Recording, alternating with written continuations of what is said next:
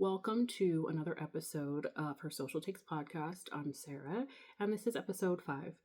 I have been talking about Blake Lively and Justin Baldoni's situation, and so I'm going to continue with that. We all know that his team released a website with some receipts, and now I'm not going to get into everything specifically because you guys can go do that yourself, so I'm just going to really focus on the things that stuck out to me. And then I guess you guys can give me your thoughts. Tell me what you think about it. I do want you guys to remember that I have been saying that this is very much about PR. It has been from the beginning. Has it gotten a little out of hand? I would say so. I definitely think that.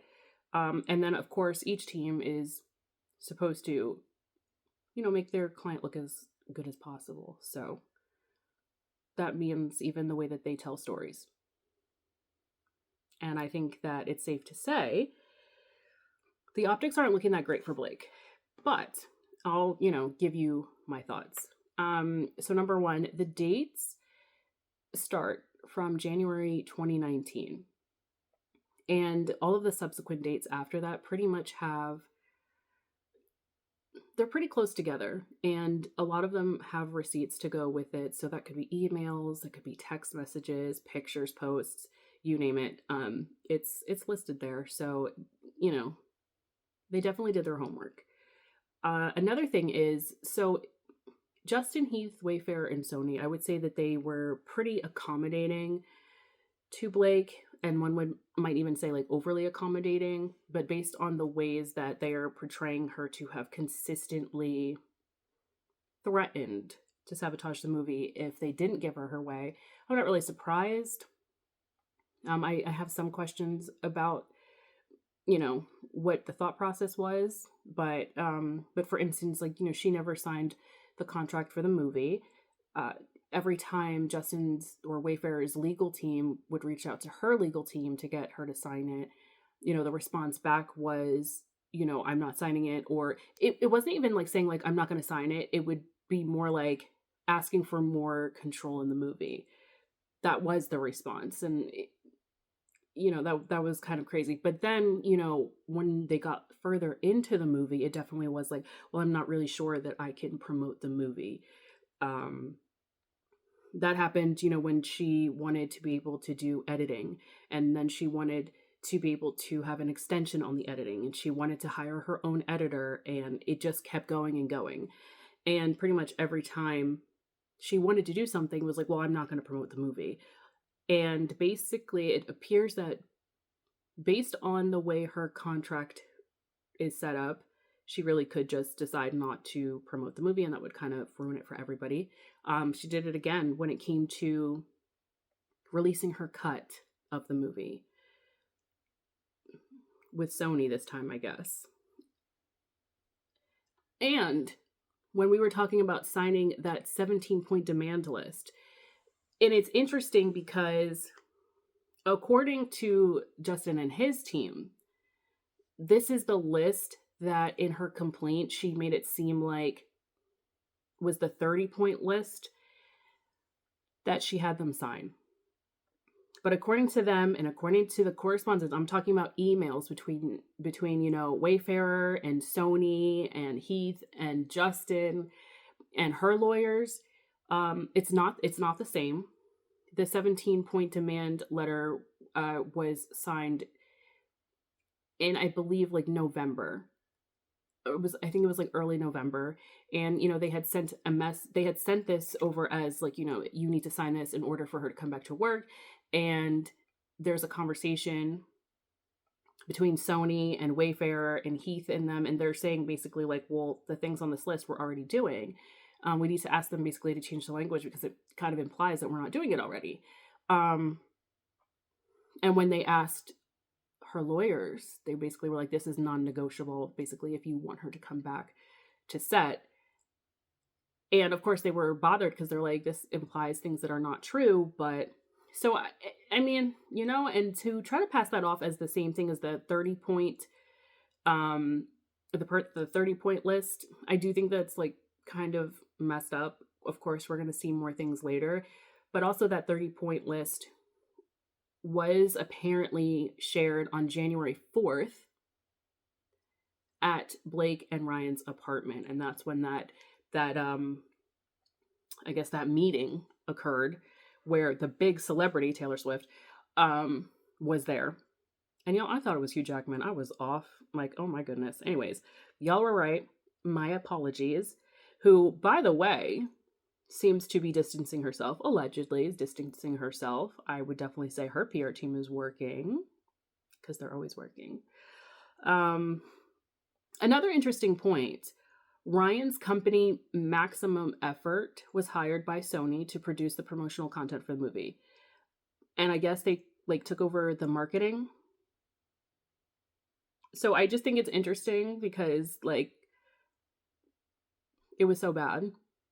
And then also just the idea that they were trying to get Heath and Justin to take the fall for just how bad everything was, with also literally creating a letter, drafting a letter, which in my opinion sounded like they put it through AI. To me, it sounds like they took text messages of things that he said to Blake and then put it in AI and were like, hey, make this sound like Justin. But then even throwing in, kind of making fun of the name of his podcast, it was very much giving Nice Pool to me. So I don't like that. And I just feel like that was very audacious.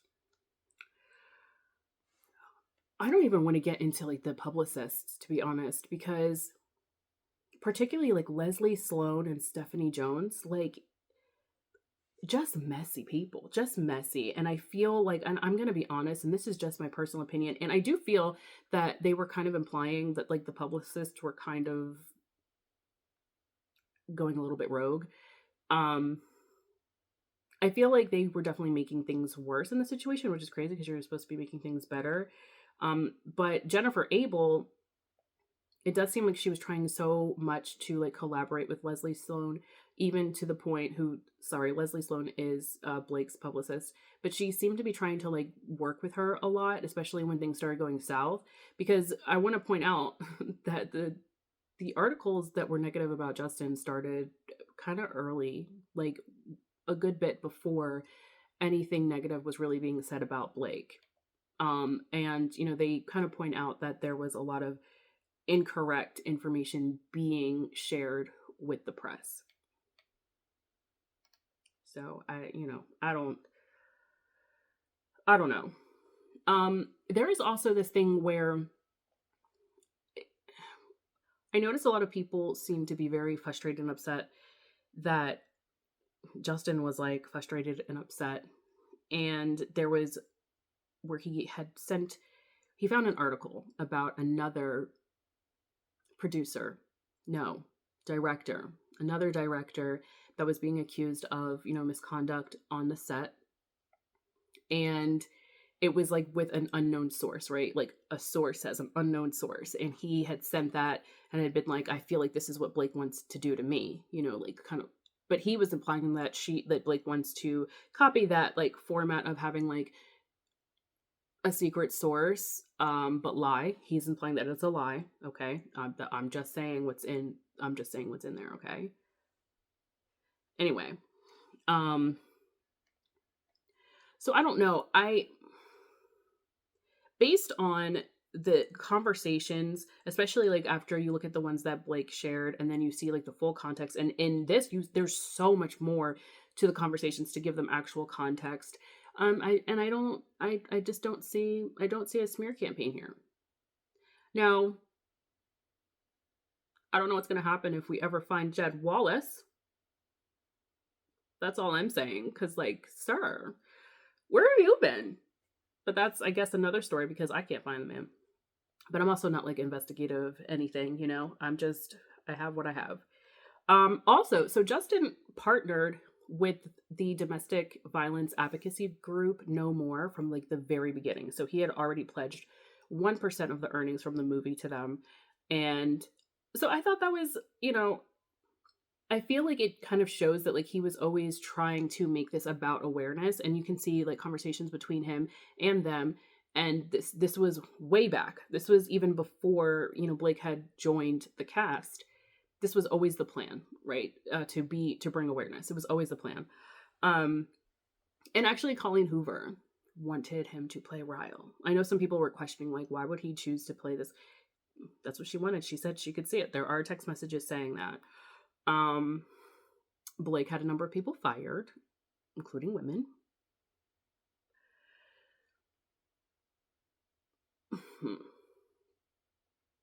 And one thing I feel like is not being talked enough about is how often she spoke about her postpartum body and being uncomfortable with it. And I think that when you really look at like the way things were going, you can really see that that was like that was a very big concern for her. And I can empathize with that, especially like we're about the same age. I've got 3 kids, she's got 4, and once you start having kids in your 30s, it's very different from when you're in your 20s, even your late 20s.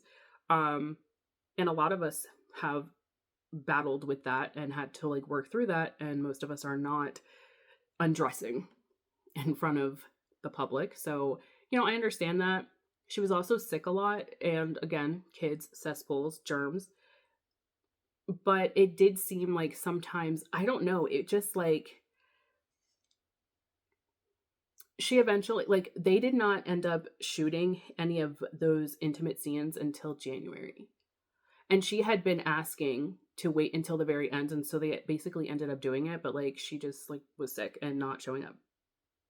And I just feel like I wonder if that like played a part, and I've been kind of like trying to be careful about what I say, because people are always trying to be like, oh, women are just so emotional, especially like postpartum, like it's just your emotions. Like that doesn't mean it's not real. Like your feelings are still valid.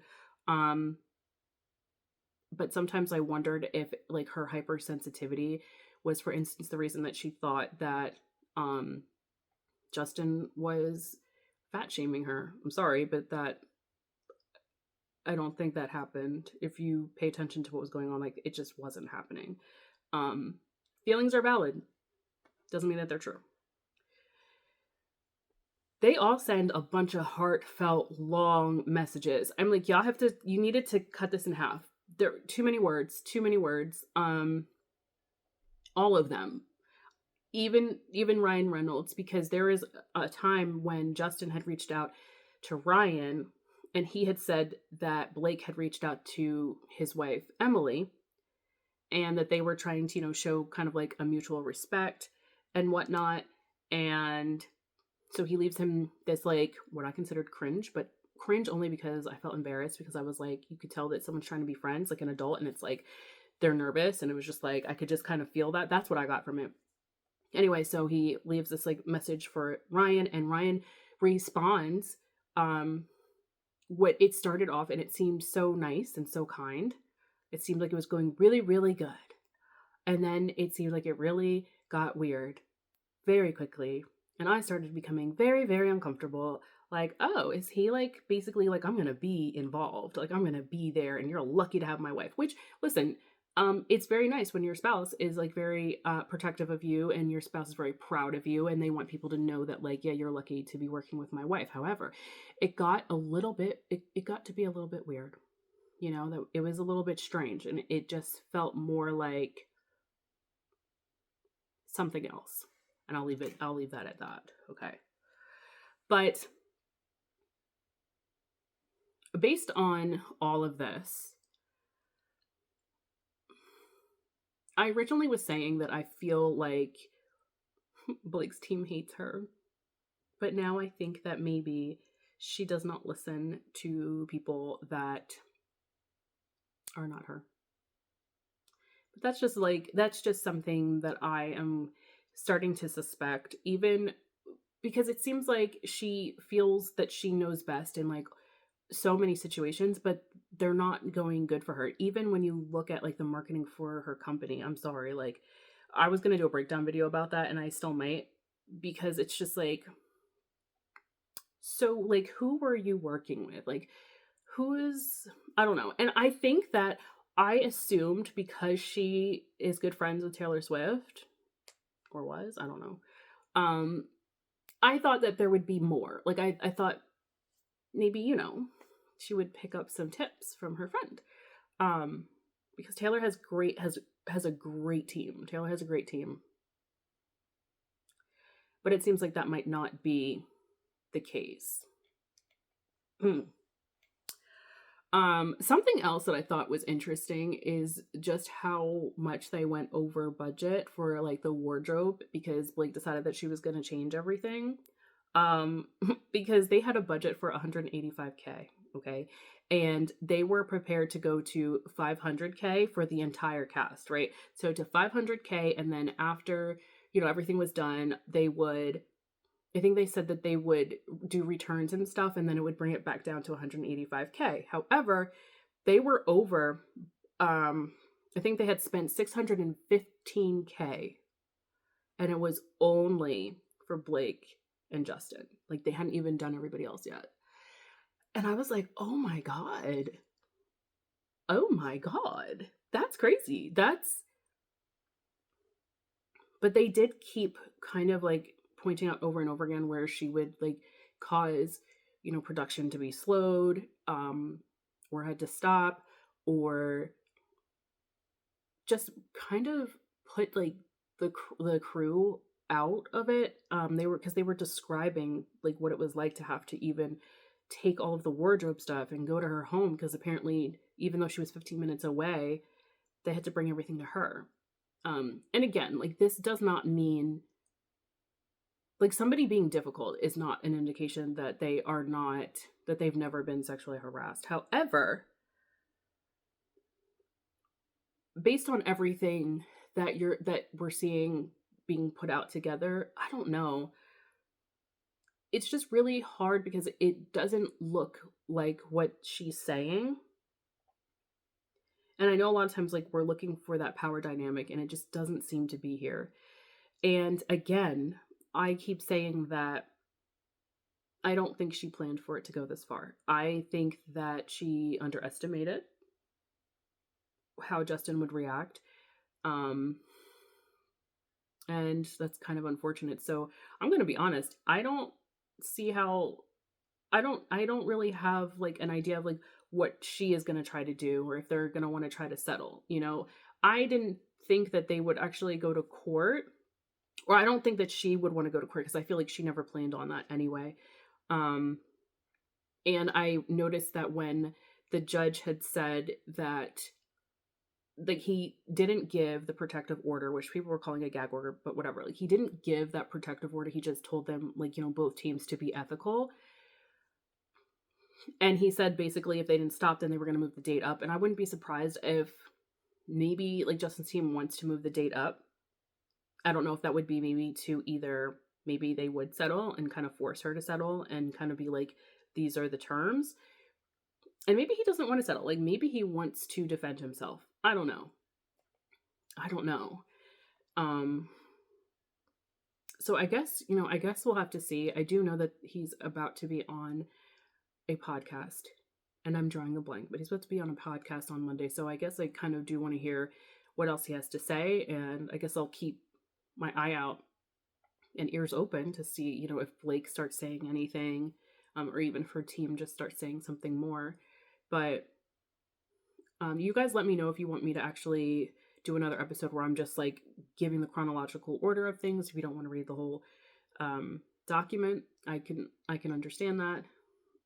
But for now, I'm going to end here, and I appreciate you all for listening in. Please don't forget to subscribe and, share. Also give me your thoughts and your feedback. Make sure to subscribe to either like, YouTube, Spotify, Substack. On Substack, I am going to start leaving like little voice notes. So you can look out for that. And don't forget to follow me on TikTok, Instagram. I'm all over the place. Until next time.